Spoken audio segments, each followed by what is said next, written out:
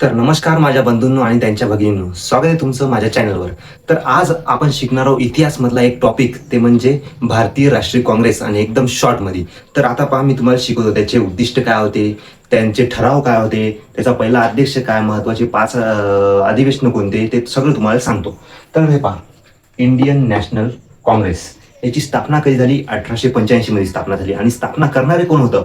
तर स्थापना करणारं एक व्यक्तिमत्व होतं, त्याचं नाव होतं ॲलन ह्यूम. 1885 मध्ये ॲलन ह्यूम याने भारतीय राष्ट्रीय काँग्रेसची स्थापना केली. आता या स्थापनेमागं काय होतं माहिती आहे का? दोन महत्वाच्या गोष्टी होत्या. या स्थापनेमागं दोन महत्वाच्या गोष्टी कोणत्या? भारतीयांना राष्ट्रीय पातळीची संस्था पाहिजे होती, इंग्रजांना एक सेफ्टी वॉल म्हणून पाहिजे होती. सेफ्टी वॉल म्हणजे काय? आता त्या काळात कसं आपले भारतीय लोक उठाव ठराव करत होते, जसं की 1857चा उठाव. तर ते उठाव एकदम हिंसक व्हायचे, तर त्याच्यावर इंग्रजांना कंट्रोल करता नव्हतं येत. तर त्यासाठी इंग्रजांना काय केलं, या ॲलन ह्यूमने पाठवलं आपल्या भारतीय नेत्याजवळ, आणि त्याला सांगितलं की काँग्रेसची स्थापना करा. आता तर मग जेव्हा स्थापना झाली, तेव्हा तिथं किती प्रतिनिधी होते? तर 72 प्रतिनिधी होते, 72. आणि सगळ्यात महत्वाचे म्हणजे 2 मुस्लिम नेते होते तिथं. तर त्याचं नाव लक्षात ठेवायचं. एक आहे रहीमतुल्ला सयानी आणि दुसरं आहे अब्दुल्ला धरमसी. रहीमतुल्ला सयानी आणि अब्दुल्ला धरमसी हे 2 मुस्लिम नेते होते. आता आपण त्याचे अधिवेशन पाहू. तर सगळ्यात पहिलं अधिवेशन झालं मुंबईला. मुंबई, कलकत्ता, मद्रास, अलाहाबाद, मुंबई हे 5 अधिवेशन लक्षात ठेवायचे. मुंबईचं पहिलं झालं उमेशचंद्र बॅनर्जी, हे पहिले अध्यक्ष होते. दुसरं झालं कलकत्ताले. कलकत्ताच्या अध्यक्ष होते दादाभाई नौरोजी, आणि या अधिवेशनाला होते 72,000 सदस्य. किती होते? 72,000 सदस्य.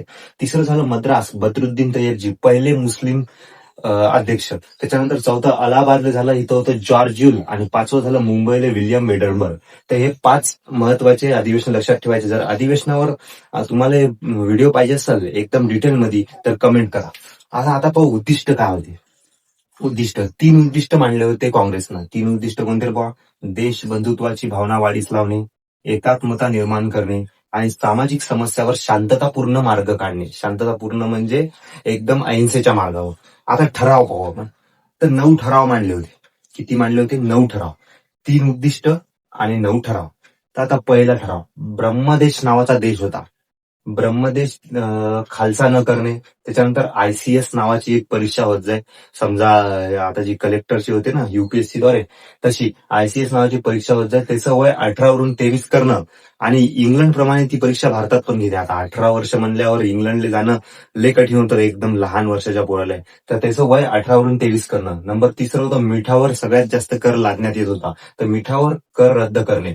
रॉयल कमिशन नेमावे. त्याच्यानंतर लष्करी खर्चात काय करायची? 50% कपात करायची. त्यानंतर इंडिया काउन्सिल होती, इंडिया काउन्सिल रद्द करणे.